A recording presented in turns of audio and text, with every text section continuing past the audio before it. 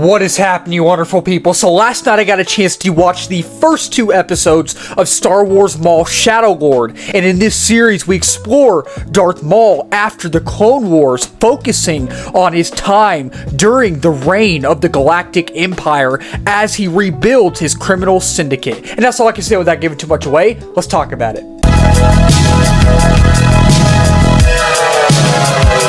So, Maul Shadow Lord. When it comes to Maul Shadow Lord, this show, and really Star Wars in general, I feel like I talk about Star Wars on here a bit. I kind of talk about it here and there, not as much as I feel like I should talk about it, because it's something that I've loved ever since I was in 5th grade. But I really don't feel like I talk about it enough, and I really feel like I should talk about it more, especially with Mandalorian and Grogu coming out. And then you have Ahsoka Season 2 coming out. You got a lot of Star Wars projects coming out down the line. My dad got me into Star Wars when I was in 5th grade, and I thank him for that every day. I do, because Star Wars is not just something you can watch. It's something that is a part of our lives. It is. It's a staple in pop culture, and it makes you feel good. It does. It's one of those things I absolutely love, and it's something I'll love for the rest of my life. And I think that the OG trilogy, A New Hope, Empire Strikes Back, and Return of the Jedi, all three great films, one of, if not the greatest trilogies ever made.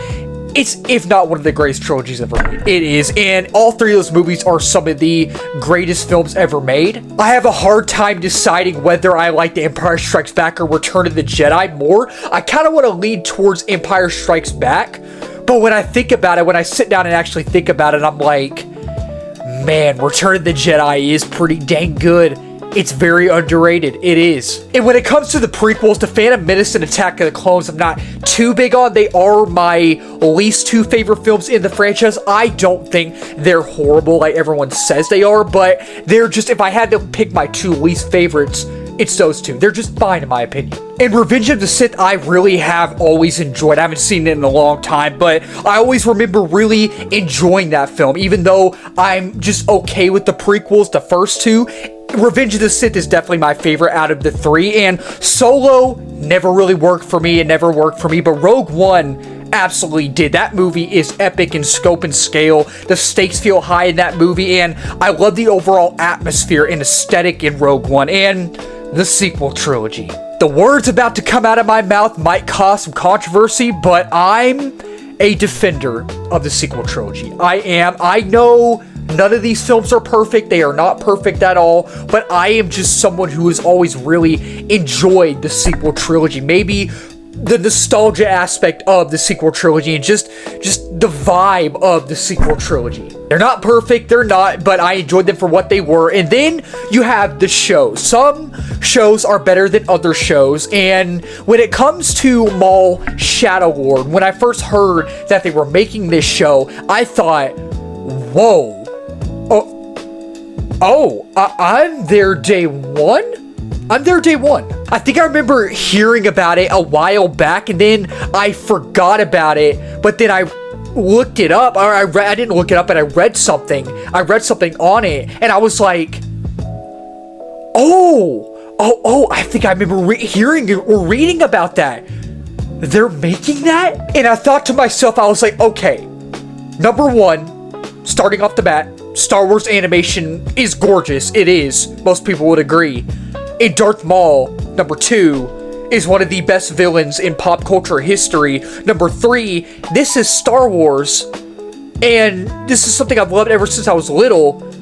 This might work. And after watching the first two episodes last night, it actually works. It does, for the most part. So if you're new to my channel, or if you've been following my channel for a while, you know that I like to talk about my positives first, then my negatives next. But even when I need to be negative, I will be positive. And even when I need to be positive, I will be negative as well. And overall, with the first two episodes of Maul Shadow Lord, this is easily one of the best shows in all of Star Wars. I'm not gonna sit here and say that it's perfect, because it's not. It's not perfect. It's not even close to being perfect. But if you're a Star Wars fan, if you are a fan of some of the animated shows, the Clone Wars, if you're a fan of the animated Star Wars shows, if you're a Darth Maul fan, if you love that character, and even if you love the Clone Wars and Star Wars animation in general, this is going to be right up your alley. It is. It does a good job so far of throwing you right back into that Star Wars world that you know and love, and it does a great job of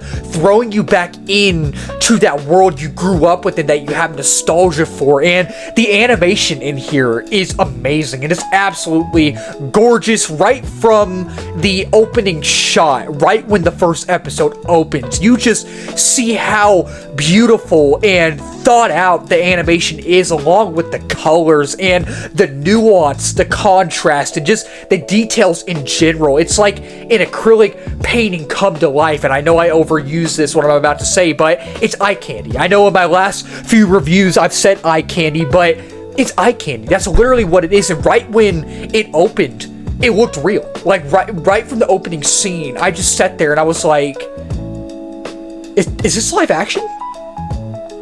I think this is live action. And obviously it's not live action because it's an animated show, but that's how good it is. Like that's how good the animation is in this show, because it looks like an acrylic painting come to life. But you're like, right from that opening shot, right when they throw you into it, it looks real. It does. And there's some great world building in here so far already. Just 2 episodes in, you see all of these Star Wars characters, all of these just random Star Wars characters that you don't know their names. You don't know what like species they are, but you've seen them in every other Star Wars movie and show, and you're like, oh yeah, I know that character. I've seen that character before, that one too, and that one. And the world building in here is just so fantastic, and I love the world building in Star Wars in general. Not just this piece of Star Wars, not just this show, but just the world building in Star Wars in general. And it just feels like the OG Star Wars. The world feels very thought out. It has that rich Star Wars vibe and feel that you know and love. And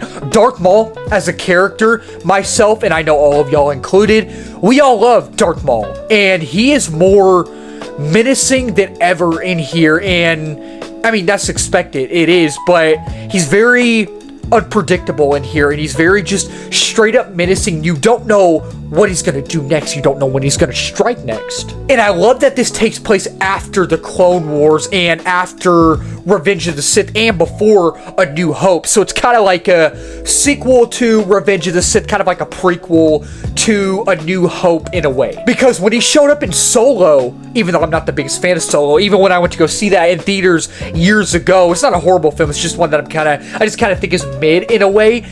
I kind of dozed off when I went to go see that movie years ago. I'm not going to lie about that. But when Darth Maul showed up, obviously, all of y'all watching, everyone watching this review, and myself included, I didn't expect Darth Maul to show up in that movie. I didn't expect that at all. And that was like a edge of your seat moment. And when he showed up, you're like, oh, he's alive? I thought he was dead all this time. Wait, what is happening? He's alive? And that's what's really cool about this show.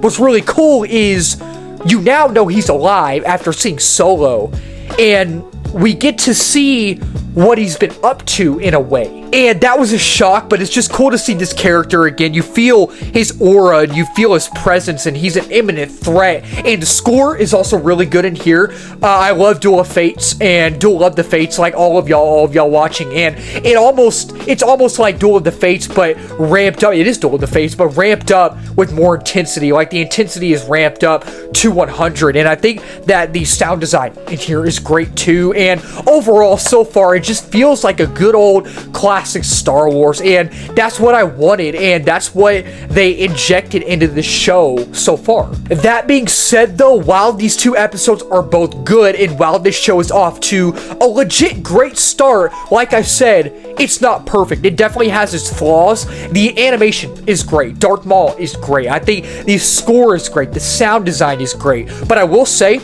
once it gets to the 2nd episode, that's where it starts to drag a lot. It is kind of funny because episode 2 is shorter than episode 1, so you would think that the pacing would be good, and the pacing's not horrible, but it definitely starts to slow down a little bit. They're both good episodes, they are, but I just prefer episode 1 more. And with these stories so far, it kind of feels a little bit convoluted. I found myself a little bit confused with what was mainly going on. You have some other characters in here as well, ones that aren't as interesting or memorable as Maul. Darth Maul is a very interesting and intriguing character, especially with his presence and aura. But the other characters that we're introduced to, the other ones that are going to be like kind of prominent main characters, I'd never seen them before. And y'all let me know down below if they are like popular Star Wars characters, because I know a lot of Star Wars characters. I do, and I know a lot of things about Star Wars. I grew up with Star Wars. I love Star Wars.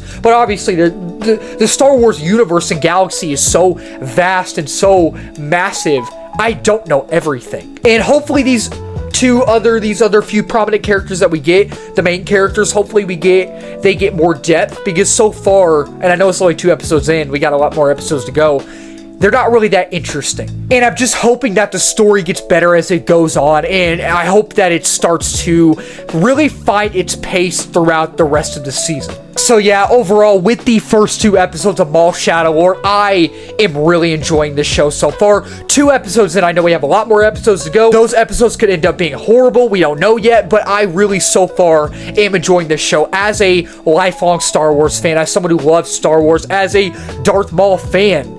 I really enjoyed this show. I really am enjoying it so far. So with the first 2 episodes of Maul Shadow Lord, I will give these first 2 episodes, I will give both of them both a 3.5 out of 5 stars. And with the first 2 episodes of Maul Shadow Lord, I will say dedicate your time if you're a Star Wars fan, if you saw the trailer and you were excited for this, if you loved the animation, if you're a Darth Maul fan, I think you're going to be happy. So that'll wrap up this video. Thank y'all so much for watching. If you're new to the channel, please subscribe, like, comment, share this video. We just hit 1K subs a while back. We're now 1.3K. And the next big milestone is 2K and 3K after that. Beyond that as well, if you're new as well, I do movie reviews, TV show reviews, trailer reaction, movie live streams, movie news, movie rankings, all that wonderful movie stuff under the movie umbrella. And let's talk about the comments down below. Did y'all like the first 2 episodes? Did y'all not like the first 2 episodes? Or you're going to watch this show or you're not going to watch it? Let's talk about it down below. And keep talking movies, wonderful people. Cheers.